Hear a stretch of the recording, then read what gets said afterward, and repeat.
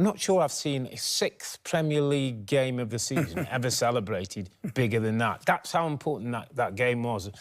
And it was to do with their football that they penned Newcastle in. It was to do with their spirit. It was to do with their emotional control. And more than anything, they had to believe in it.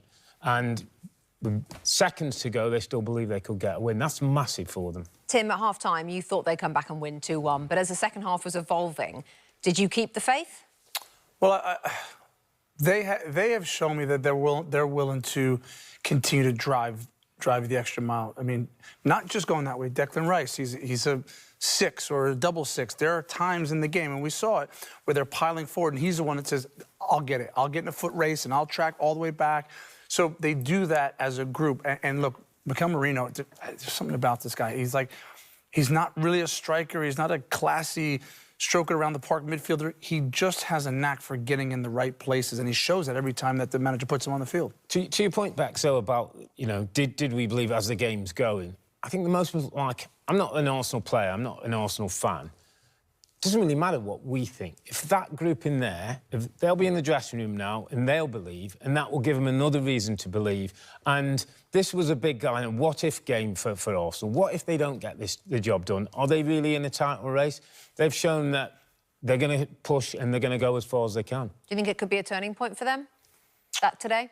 Yeah. The way it happened as much as anything else, Tim? I think so. I also think that as much as we're all probably on the outside, like, wanting this Arsenal team to go full throttle from the beginning of the game all the time, I just don't think that's who they are. That is who they are. Enough quality in the end and enough belief to have to grind out results when they need to and play well in other games. So I think they've always had that belief. I'm not sure if it's a turning point per se, but they're certainly have Liverpool in their sights. A word for Newcastle United, who've had a couple of moments this season, tough ones. I can think about the one against Liverpool and then today. What do you think is not quite working for them to hold on to leads and to pick up more points, Robbie? Well, today, a little bit of game management. As you say, if the goalkeeper hands onto the ball, you know, they get a point. They're still bedding players in. Anthony Gordon, I think, disrupted things when he was suspended. Nick Woltemade has shown that he can get goals if they get service. So there's still parts for the Eddie Howe's team to come together. I think defensively they're pretty strong. I like the midfield three. But there's still work to do. And at home, when they get settled, they'll still be a threat. I mean, it seems crazy and easy to say, but, like, what you just said, they're getting players back. Woltemade looks like he can get goals. Defensively, yes, they are sound like... They sit 15th. I think when we're here in May talking about Newcastle, they're up in 6th or 7th place. Yeah, Newcastle United sitting, as you say, in 15th right now. Arsenal up to 2nd. Let's take you back to our commentary team, John Champion and Graham Lasseau. Big exhalation. I'm sure the atmosphere exhaled as well when that winner went in. As you said, John, they started to leave very quickly. But Tim doesn't think it could be a turning point because we're just 6 games in, but it kind of has to be a little bit, certainly in belief, doesn't it, chaps? Well, it can only help, can't it? I wonder, what did you make of that from Arsenal's perspective, Graham? Well, I think the positives for Arsenal in terms of their ability to keep pushing, to keep the sort of the frustration levels that you could see were starting to show, to keep them in control. And in particular, I think the changes that he was able to make, he was able to change not just personnel, but the system around key players like Eze. Odegaard coming on added another dimension to that team. He got Lewis Skelly in down that side when he came on.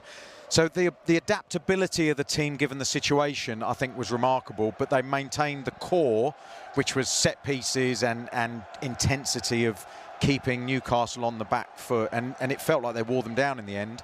And if you're Newcastle, what are you doing on the way home tonight? I mean, we've all of us players have been in that situation where you feel like you've earned the points and you come out, you know, with a defeat. So there's always a bit of soul searching. There's always a bit of, I suppose, talking amongst each other, what you could have done differently, what you could have done better. The guys have illustrated a couple of individual mistakes, but I think overall Arsenal, we discussed, deserved to win that game. I think Eddie Howe maybe changed the system a little bit into the 5 a little bit too early.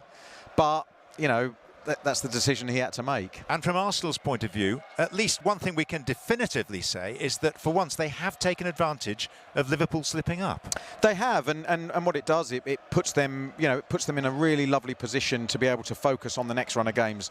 It's a decent run of games they've got, but any team that's going to be up there come Christmas, they have to build blocks of points. So this game is only worth what it is today if they win the next 2-3 games and really get that momentum going. Yeah, well, I hope, Rebecca, that you managed to enjoy the atmosphere at St James's Park. Even if the result didn't go Newcastle's way, it was terrific theatre and great sport, a really entertaining game and a gripping one right to the end. Hi there, I'm Rebecca Lowe, studio host of NBC's coverage of the Premier League. Don't forget to hit subscribe to watch more videos all season long, and for even more Premier League content from original series to live matches, head over to Peacock.